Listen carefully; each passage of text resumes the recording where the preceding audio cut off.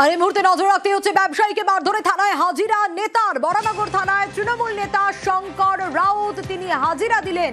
শঙ্কর রাউতকে জিজ্ঞাসাবাদ পুলিশের। আরো বিস্তারিত এই বিষয়ে জানবো, সুবীর রয়েছে আমার সঙ্গে। সুবীর, শুক্রবার বরানগরে ব্যবসায়ীকে একেবারে বাড়িতে ঢুকে মার এবং সেই অভিযোগ ছিল এই শঙ্কর রাউতের দলবলের বিরুদ্ধে।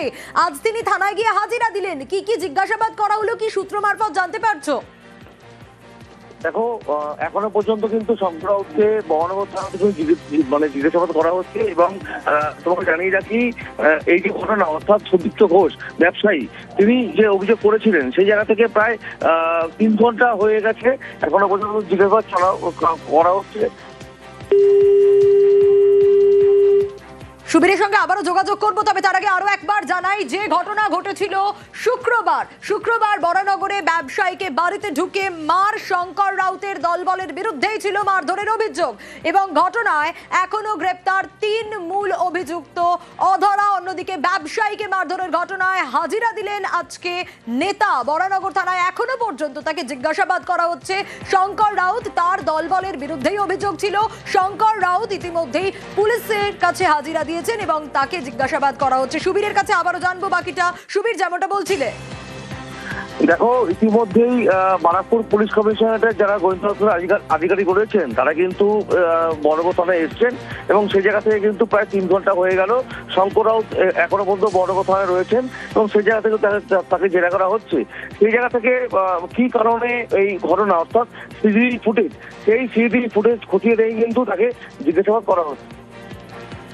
বেশ, কেন এখনো অবধি আর কি কি ডিটেইল পাওয়া যাচ্ছে বাকি 3 মূল অভিযুক্ত যারা এখনো পর্যন্ত অধরা? সুবীর, দেখো ইতিমধ্যে 3 জনকে গ্রেপ্তার করা হয়েছে এবং যে মূল অভিযুক্ত অর্পণ দত্ত সে কিন্তু এখনো পর্যন্ত ফেরার পলাতক, তাকে কিন্তু এখনো পর্যন্ত পুলিশ গ্রেপ্তার করতে পারেনি। এবং এই যে শঙ্কর রাউত যিনি এখনো পর্যন্ত জেলার মুখে রয়েছেন, অর্থাৎ বারাকপুর পুলিশ কমিশনারের যারা গোয়েন্দা আধিকারিক রয়েছেন তারা কিন্তু বরানগর থানাতে তাকে দফায় জিজ্ঞাসাবাদ করছেন। অর্থাৎ যে সিসিটিভি ফুটেজ রয়েছে যেখানে দেখা যাচ্ছে একদম ব্যবসায়ীকে মারধর করা হচ্ছে, আবাসন থেকে একদম নামিয়ে রাস্তার মধ্যে নামিয়ে মারধর করে টোটোতে নিয়ে গিয়ে ক্লাবে নিয়ে যাওয়া হচ্ছে। সেই জায়গা থেকে দাঁড়িয়ে শঙ্কর রাউতকে এখনো পর্যন্ত প্রায় 3 ঘন্টা অতিক্রান্ত হয়ে গেল। বারাকপুর পুলিশ কমিশনারের যারা তদন্তকারী আধিকারিক যারা সিআইডি তারা কিন্তু জিজ্ঞাসাবাদ করছেন কি কারণে প্ররোচনা দেওয়া হয়েছে, কি বিষয় অর্থাৎ কি কারণে প্ররোচনা দেওয়া হয়েছিল, কেন তাকে মারধর করা হলো, কেন তোলা টাকা চাওয়া হয়েছিল, এই গোটা বিষয় কিন্তু এখন তদন্তের মধ্যে রয়েছে এবং তাকে কিন্তু এই বিষয়ে কিন্তু জিজ্ঞাসাবাদ করা হচ্ছে। একেবারে তুমি যেমনটা বলছিলে সুবীর, যে প্রায় 3 ঘন্টা হয়ে গেছে শঙ্কর রাউতকে এখনো অবধি জিজ্ঞাসাবাদ করা হচ্ছে। 3 জনকে তো গ্রেপ্তার করা হয়েছিল, কিন্তু কোথাও গিয়ে তদন্তকারীরা কি মনে করছেন যে মূল অভিযুক্ত যাকে এখনো ধরা যায়নি শঙ্কর রাউত মারফত কোথাও গিয়ে পাওয়া যেতে পারে? দেখো অর্পণ দত্তর কিন্তু যে ফোন, সেই ফোনে কিন্তু সুইচ অফ রয়েছে, তার মোবাইল লোকেশন কোনো ট্র্যাক করা যাচ্ছে না এবং সেই জায়গা থেকে দাঁড়িয়ে যারা তদন্তকারী আধিকারিক রয়েছেন তাদের কিন্তু অনেক সমস্যার সম্মুখীন হতে হচ্ছে।